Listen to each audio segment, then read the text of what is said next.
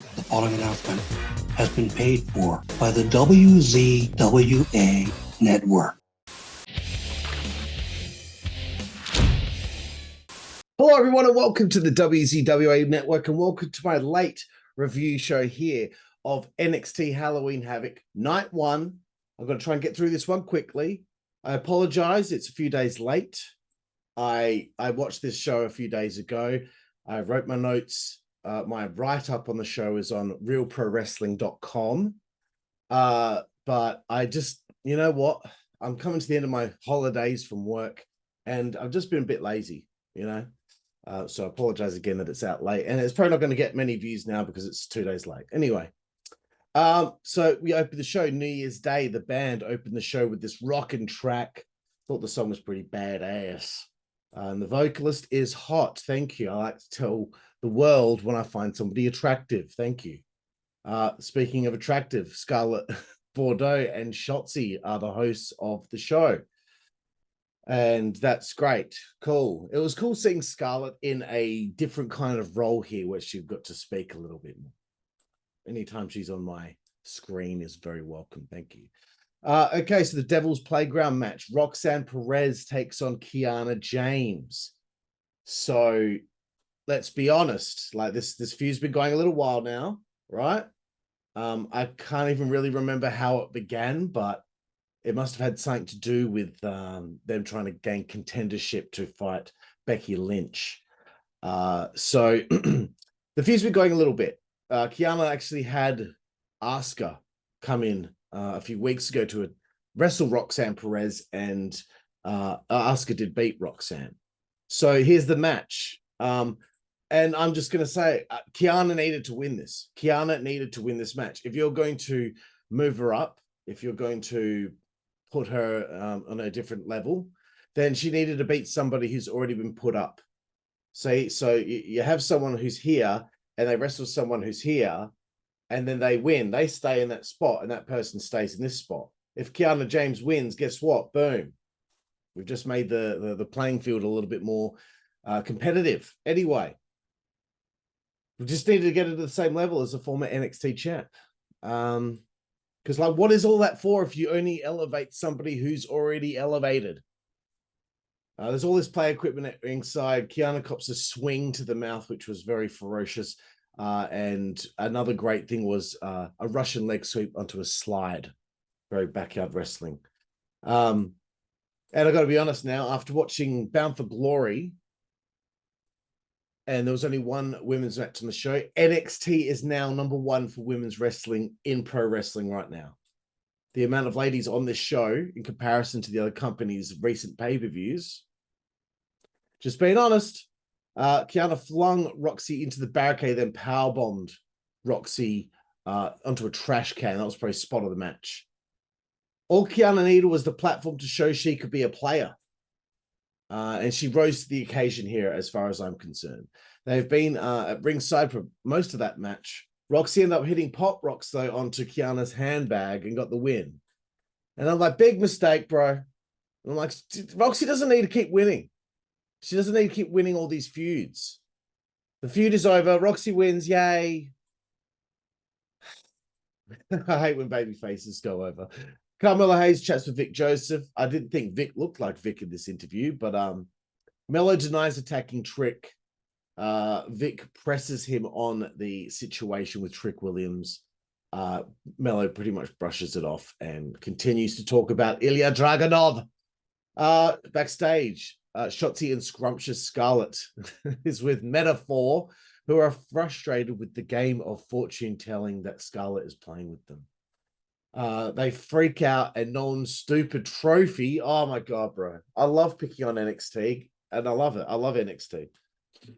His trophy gets stolen whilst they're all in the room by Akira Tozawa. And I know the last episode of NXT, Akira was asking Metaphor where Noam Dar was, or I don't know. He was asking somebody where Noam Dar was. And I'm like, what reason does he have to look for it? And he's now stolen the trophy. And I'm like, what gives Akira Tozawa the right? In the Heritage Cup Invitational Tournament, he won 0 matches. He came from the main roster to come down for this tournament, and he lost all his matches against NXT people. He has no business challenging for it. Not his fault. Not his fault. The way that they've written him. Anyway, let's move forward. Lexus King makes his debut here, taking on the Singaporean warrior, Dante Chen. Brian Pillman is dead. Long live Lexus King, as the former Brian Pillman Jr. said on the way to the ring. I really feel for Dante here. He's very good, but he's been reduced to putting over the new guy.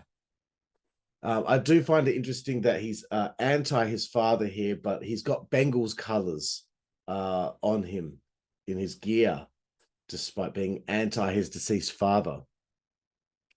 He's being presented in a way Tony Khan never could, bro. Like, they had him in the varsity blondes for the longest time. They did nothing. He had one feud with MJF, lost the match at Arthur Ashe Stadium. Like, get the fuck out of here, bro. There's a trajectory that this character needs to have, and I think they're off to a good start here. Yeah. So anyway, Lexus had a solid heat. Chen got a good comeback, but we know who's winning. We know who's winning. This is all about spotlight and presentation, and they spotlighted and presented Lexus King well here. He wins with the swinging DDT neckbreaker on the ropes. Good debut. Congratulations, man. Moving forward, Chase U backstage with Thea, Hale, and JC as the girls roll their eyes when they're talking about their match against Thea, you fucking doing tone, and the family. Speaking of them, hey Thea, you fucking doing tone. And Stax Lorenzo, they show up with their titles on their shoulders, because that's what you do. But everywhere they go now, it's like, I was picking on Carmelo Hayes for doing it. Everywhere the family go, they've got their belts over their shoulders. It's just like, oh, I complain about it every review of NXT, but Jesus Christ. Stop making everyone look like such a mark, bro. Anywho. Next matchup, NXT Women's Breakout Tournament semi-final. Kalani Jordan taking on Ariana Grace. For those playing at home, Ariana Grace is the daughter of Santino. I thought I'd be surprised if Ariana won, because I'm perfectly honest with you. Since seeing Kalani Jordan first perform, I'm like, she is built for WWE. She has a very marketable look. I can see little girls, little female wrestling fans looking at her and thinking, oh, she's so pretty. I want to be like her. Like, I see young ladies thinking, I want to be like her. Anyway, and same with Ariana, even though she's a heel here, she's actually got quite a good look too. It's pretty hard. Kiana needs to keep cutting a promo though before every match of hers, just like Kurt Angle did back in the day. Every match, give her 30 seconds. Give her 30 to 45 seconds to get herself over. That's the best way she will get over. These two do have chemistry, I felt. This is a duo that definitely worked. Ariana went for a back suplex off the top rope, got nailed, and then Jordan hit the split-legged moonsault to win. And I'm like, that's it. I called it. She's beating Lola Vice in the finals. I called it. You might have known that I called it if you sign up to our Patreon on the Slam Society. It's in the links in the description. I review NXT every week. The only time it gets on the main channel is if it's a special. Von Wagner and his recovery is next. There's always more story in NXT. Robert Stone knows he's up shit creek with a turd for a paddle with Bron Breakker next week for night 2 of Halloween Havoc, and he doesn't care. Ain't that something, yeah? Shotzi and Scarlett are back. You know what? Scarlett's cool. She's cool, man. I love that those two changed outfits throughout the show. I thought Shotzi looked very cool as Edward Scissorhands, or maybe Edward Shotzi Hands. That's terrible. The Creeds show up looking for a match with Angel and Humberto. What do you know? How convenient. There was a wheel right there to spin, and we can choose the stipulation for next week. I wonder how they do these things, though, so that it always lands on what they really want it to land on. Apparently, it's a TLS match next week. I'm pretty sure they said it was tables, ladders, and stairs or something. I'm like, what? Anyway, let's move forward again. NXT Tag Team titles, the family. Hey, P, how you fucking doing, Tom? How you fucking doing? And chanting Stax Lorenzo. I'm such a moron. They take on Chase U, Andre Chase, Duke Hudson. And they got JC and Thea Hale backstage as well. Not backstage, ringside. What's wrong with me? I really wanted Chase U to win this. I really wanted it. Andre got dominated by Stax early. The family, they're just owning Chase U with a solid piece of teamwork. You know, hey, fucking doing Chase U, we'll fucking make mincemeat out of you. Tony, T.A. fucking doing Tone, and Stax tried to isolate Andre, but Duke got the tag and ran through Stax and Tony. Hot tag, hot. Duke was really showing, has really shown his range, excuse me, from the initial character to Chase U. Vic and Booker T again did great job on commentary on this show. Hey T, are you fucking doing Tone? Got the hot tag and now he lays waste. I was like, there's no way Chase U winning this because the Blastmaster Adam Blast, network friend, US correspondent, would have been going on and on about it. I still haven't heard from him about it. Unbelievable, Adam. Chase is really crisp for somebody that doesn't wrestle often. The family almost had it one before Duke interrupted with a German suplex on T.A. fucking Dalton into Stax, who was trying to pin Andre. JC threw a crowbar to Andre, who denies it because he's a little fucking goody two shoes. Then JC got knocked off the apron and Andre pinned Tony. And man, Chase U have become the NXT Tag Team Champions. I love that dude. You know, Andre Chase has deserved something for so long now, and he finally gets something nice. Every time he got anywhere near something, it didn't work out for him. He ate shit for breakfast, you know? Anyway, Nathan Fraser. Oh my God, bro. This is next. Nathan Fraser has a promo. Look at them try to make him interesting. I'm sorry. The guy's very athletic. I'm sure he's a very nice guy, but his character sucks. He is just a bottom-feeding loser. Nathan Fraser is a loser.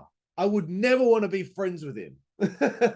It's the character. I'm sure, again, the real life guy's a nice guy, but Nathan Fraser, this character that I see on TV, if he was like, hey, mate, would you like to go for a drink? I'd be like, get the fuck out of here, loser. L7 Weenie. That's fucked. I got that from the Sandlot. Anyway, loser has got a segment called Hard Hitting Home Truths. Get fucked. He's talking about Dominic Mysterio. He's trying to be all quirky with the way he's talking. It's like, nah, this isn't working for me. No. What Nathan Fraser should do is he should go home, sit in his living room, draw the shades, turn off the light, and just sit in the corner in the dark and shut up. That's really mean, isn't it? He says that Dominic's face needs a hard slap. Nathan, your face needs a hard slap.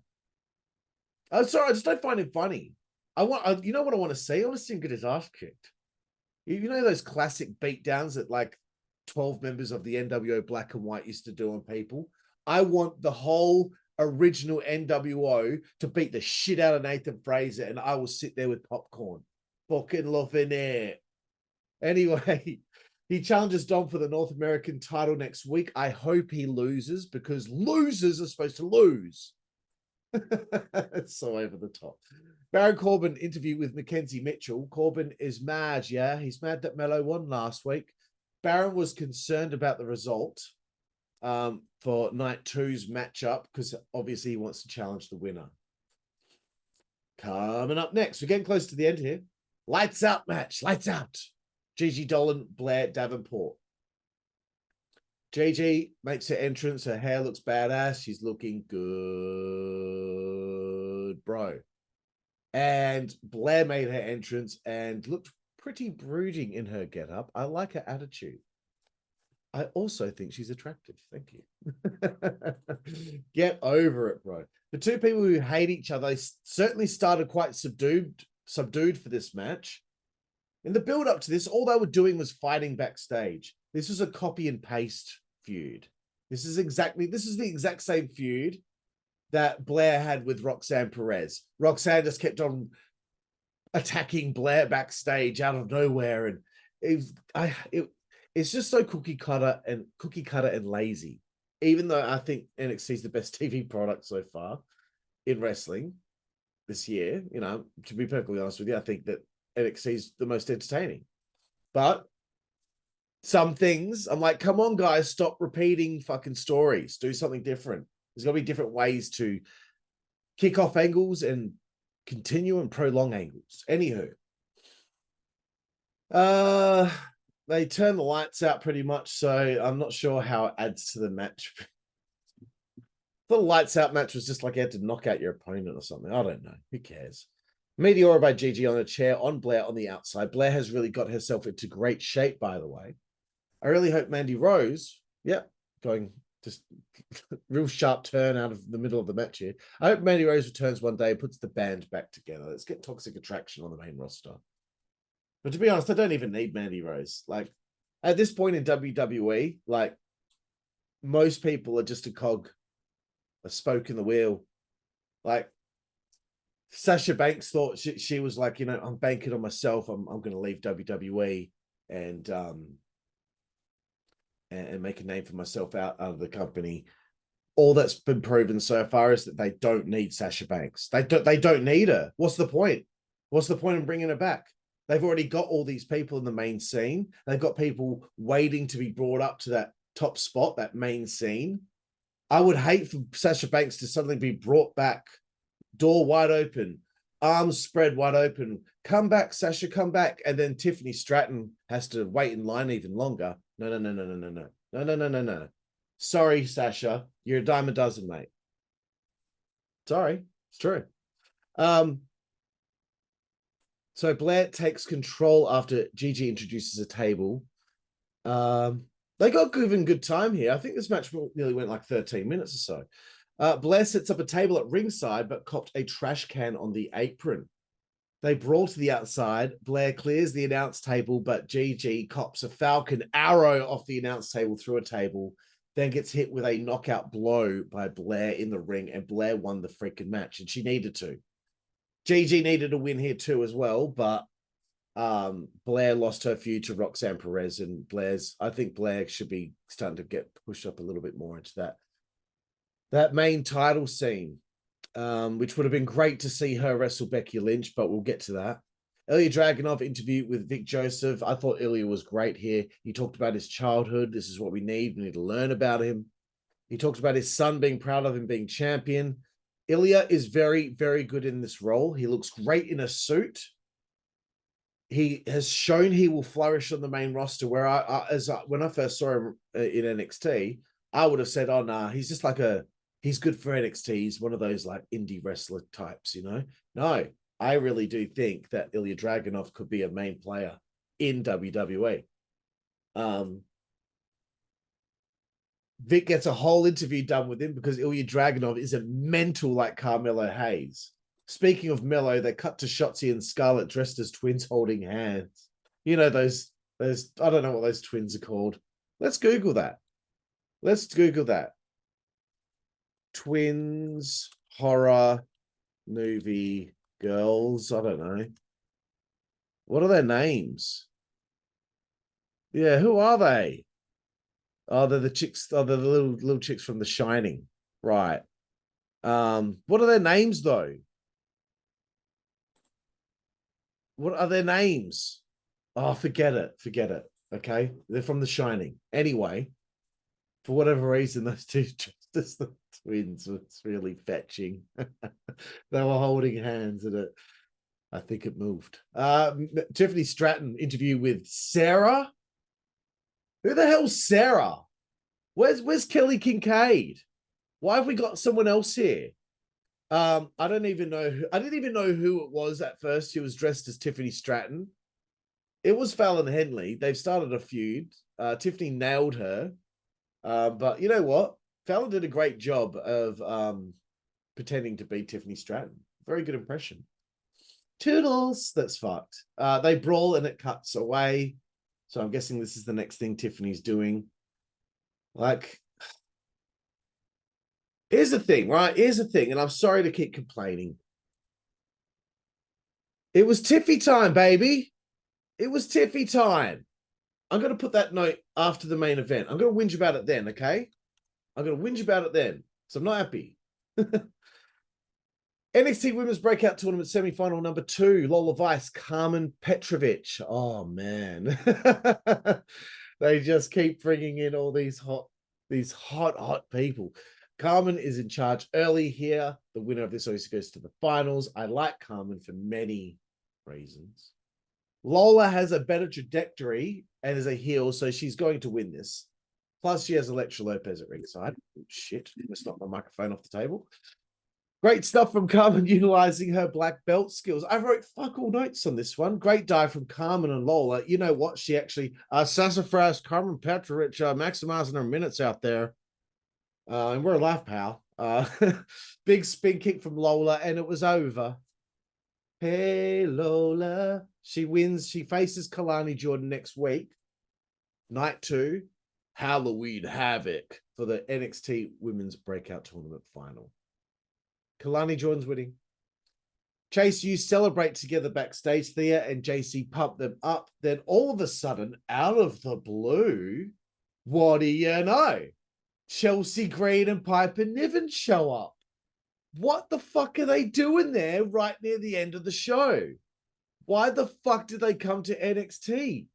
Oh, they come and they get in the face of Chase U. Why would they do that for? They don't even know them. They've never met them. Why would they just be standing there, hey, let's antagonize these 4 grown people who are in a really good mood? They go up to them, and now, just like that, wow, just like that, we've got a women's tag title match between Thea Hale, JC Jane against Chelsea Green and Piper Niven. This is what I'm talking about when I'm talking about fucking lazy writing and booking. You've got to be kidding me that it was this simple to set that up. You can't think of any other way. Is there no other way we can set up a match or a feud than having someone walk up to somebody and just for no reason be a cunt? Sorry, I shouldn't be swearing so much. We can't monetize this now. But what are you doing? This is a great show. I love it, NXT, but sometimes I'm just like, put a little more effort into it than fucking 90 seconds of thought. Oh, what we'll do here is we'll get Chelsea and Piper Niven. We'll get them to walk up to Chase You when they're celebrating. I don't know why I have to be English when I do this. We'll get them to do that. And then Thea and JC will get mad at them and be like, well, we want those tag team titles. And then Chelsea and Piper will be like, you really think you can challenge us? You're on, bitch. Fucking lazy. And where are Isla Dawn and Alba Fire? Where are they? They're not injured. They get brought up to the main roster. They haven't had a match in fucking 3 months. Lose the tag titles to fucking Ronda and Shayna, and then they just disappear. Get the fuck out of here. Have a plan and stick to it, you fucking... Like, hire me, bitch. Oh God, I'd fix everything. I guarantee it. Metaphor are freaking out over Akira stealing the trophy. And they're freaking out over it. Don't tell me that's my note. Metaphor are freaking out over Akira stealing the trophy, and they're freaking out over it. I really hope Norman picked up on that one. Bron meets Mello in the locker room. Bron stirs the pot about Trick Williams being attacked.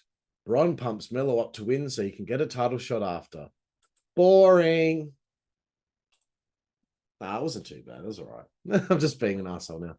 Then, holy shit, Jade Cargill shows up. She's just so impressive. She's so impressive.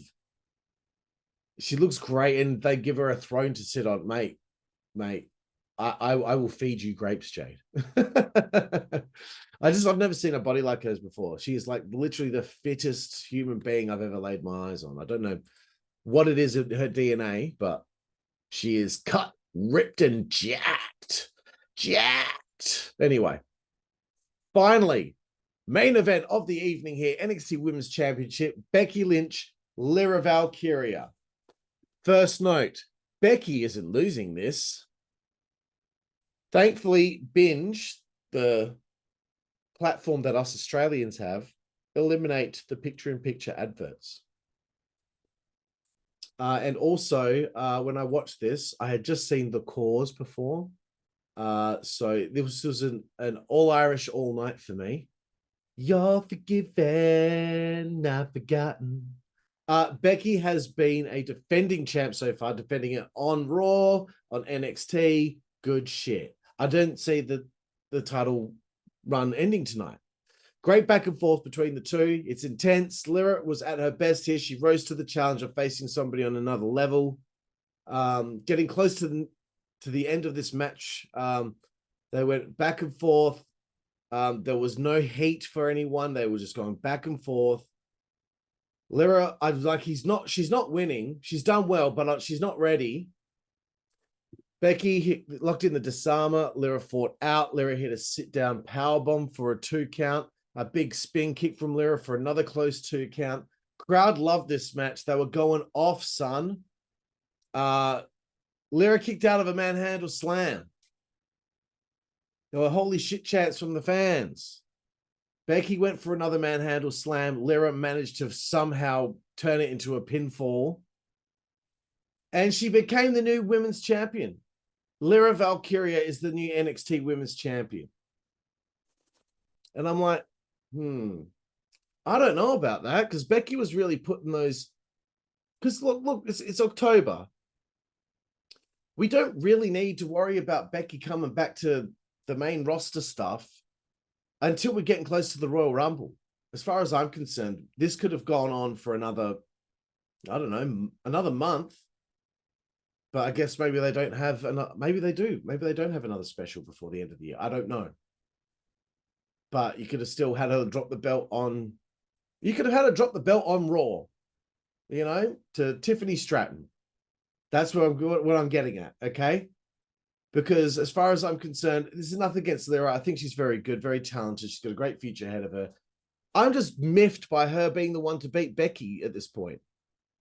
Because here's the thing. I thought Tiffany Stratton was on a hell of a run. I thought it was great as her being like such a focal point of the show. She was center stage. It was Tiffy time, as I said before. Now she's only in one little segment backstage. Yeah, I know she's on the show next week, but things were going so well, and now like she's back to just being like any other person on the roster. I'm just not sure about it, bro. Because I'm a big proponent of don't go against the grain.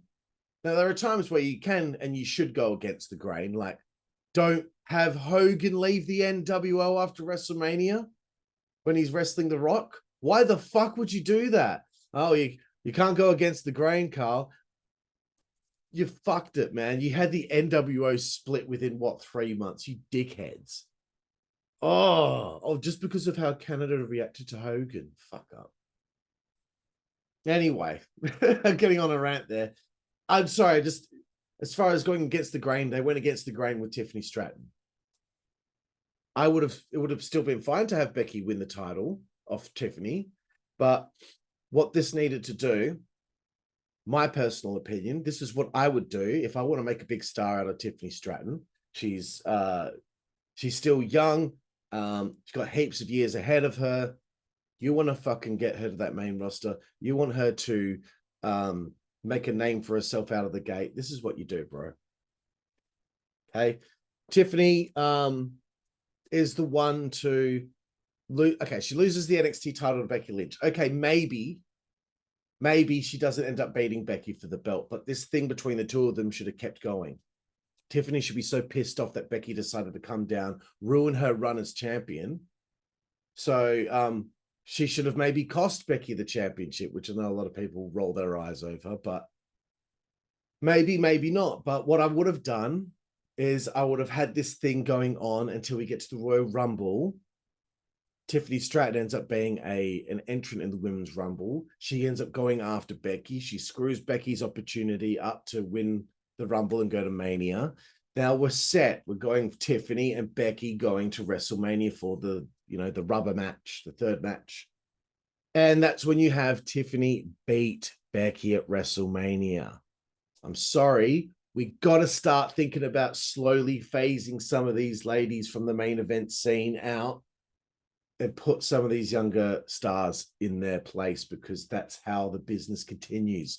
Okay, I'm done. I did enjoy this episode of NXT. I'm going to give it an 8 out of 10. Halloween Havoc, night 1. Very good stuff. And I'm looking forward to next week. Thank you for joining me here on the WZWA Network. Please, once again, check out the Slam Society. Check us out on ProWrestlingTees.com. Stay tuned this weekend. We've got reviews coming of XPW and NWA Samhain. I'm Karlifornia, and I'll see you all down the road. Thank you. Network, that's the way we play. Good God Almighty. Network, that's the way we play. Get puppies. Network, that's the way we play. Get. The following announcement has been paid for by the WZWA